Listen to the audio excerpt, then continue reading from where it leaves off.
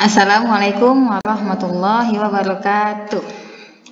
Baiklah anak ustazah, kembali lagi kita di pelajaran pendidikan kewarganegaraan. Nah, materi yang akan kita bahas pada kesempatan kali ini yaitu Perumusan Undang-Undang Dasar Negara Republik Indonesia tahun 1945. Baiklah, sebelum kita mulai pelajaran, marilah kita mengucapkan basmalah. Bismillahirrahmanirrahim.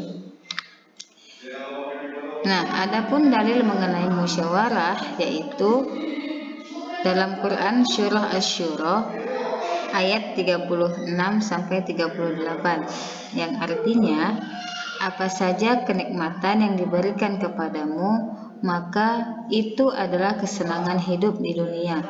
Sedangkan apa kenikmatan yang ada di sisi Allah itu lebih baik dan lebih kekal bagi orang-orang yang beriman dan hanya bertawakal kepada Tuhan mereka. Dan juga bagi orang-orang yang menjauhi dosa-dosa besar dan perbuatan-perbuatan keji. Dan apabila mereka marah, segera memberikan maaf.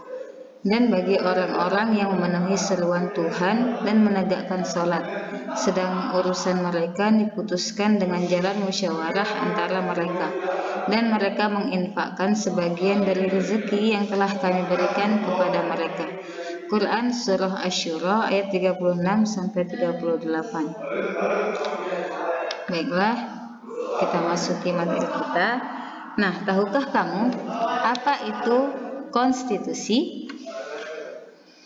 Silahkan kalian cari tahu apa itu konstitusi sebelum ustazah jelaskan.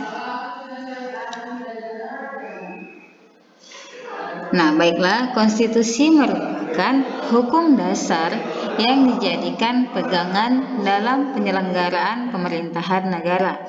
Nah, menurut pasal 1 ayat 2 dalam Undang-Undang Dasar Negara Republik Indonesia tahun 1945, kedaulatan berada di tangan rakyat dan dilaksanakan menurut Undang-Undang Dasar.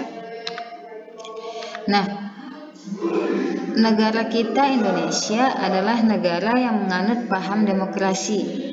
Di dalam negara yang menganut paham demokrasi ini, Undang-Undang Dasar mempunyai fungsi yang khas, yaitu membatasi kekuasaan pemerintahan agar penyelenggaraan kekuasaan tidak sewenang-wenang. Jadi, hak rakyat mendapat jaminan dari pemerintah. Nah, konstitusi merupakan hukum yang paling tinggi dan fundamental sifatnya, sehingga peraturan-peraturan di bawahnya tidak boleh bertentangan dengan Undang-Undang Dasar. Oke, konstitusi ini terbagi menjadi dua, yaitu yang pertama, konstitusi tertulis. Apa itu konstitusi tertulis? Yaitu aturan-aturan pokok dasar negara atau tata negara yang mengatur kehidupan suatu bangsa dalam hukum negara. Nah, sedangkan yang kedua yaitu konstitusi tidak tertulis. Apa itu? Yaitu kebiasaan ketatanegaraan yang sering timbul dalam sebuah negara. Konstitusi ini juga disebut dengan konvensi. Baiklah, kita lanjut. Perumusan Undang-Undang Dasar Negara Republik Indonesia tahun 1945.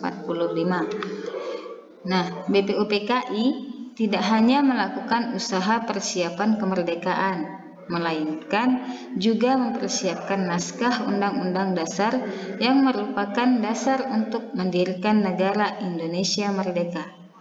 Pada masa perumusan telah disusun konsep rancangan dasar negara yang kemudian disahkan menjadi Rancangan Dasar Negara Indonesia Merdeka.